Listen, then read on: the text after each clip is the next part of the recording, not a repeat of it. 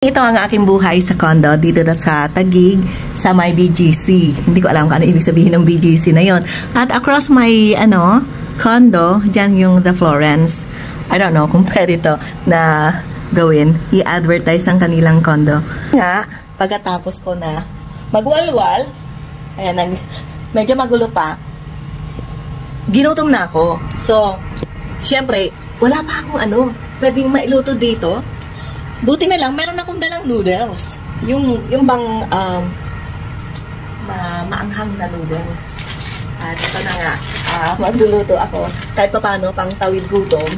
Hindi ko pa alam kung sisipagin ako na lumabas mamaya. At for now, tsatsagaan ko ito. Hindi ko dapat pinakita yung kanyang brand. At ang dami kong kalat kaagad. Kasi nga, hindi ko alam kung saan ko nailagay yung mga gamit ko. Yan nagwalwal na. Bali, meron akong isang naayos na isang luggage. Malinis na yan. At naglalabas nga ako ng aking damit pang samba. Nandiyan na yung aking marumi. At yung higaan ko, inaayos ko. Nasa na yung aking mga papeles. At pwede na yung aking table. Halimbawa, dumating, meron pa pala akong yan. Yan, meron na tayong mga candies dyan. At ang ate nyo, sabi ko, una kong gagawin, maliligo. Pero, since naka-aircon ako, hindi ko naramdaman yung init. Nangangati nga lang. Ayan yung kanilang bathroom dito. Okay naman. Sa halagang nasingil sa akin, worth it naman.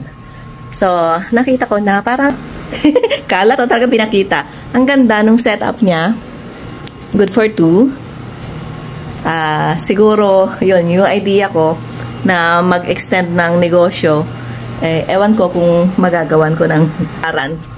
So, super gutom na talagang atin nyo. Kaya, hanggang dito na lang muna yung aking video. Sana follow for more kasi kailangan ko ng marami pang mga followers para naman magkaroon na tayo ng monetization dito sa in-stream ads. Hopefully, maghintay-hintay pa rin kayo sa aking mga pagyakap sa inyo, yung pagbabalik dahil syempre, kailangan ko pang mag-adjust muna. Ano pa ba sasabihin ko? I-welcome back nyo naman ako dito sa Pilipinas. At mag-isa lang ako. So, ang nangyari, gumawa ako ng isang reel. Kaso, CPR kagad. Kaya pinalitan ko na lang ng jokes. Mas, safe yun sa CPR. So, thank you. Wala akong masabi talaga. Bye!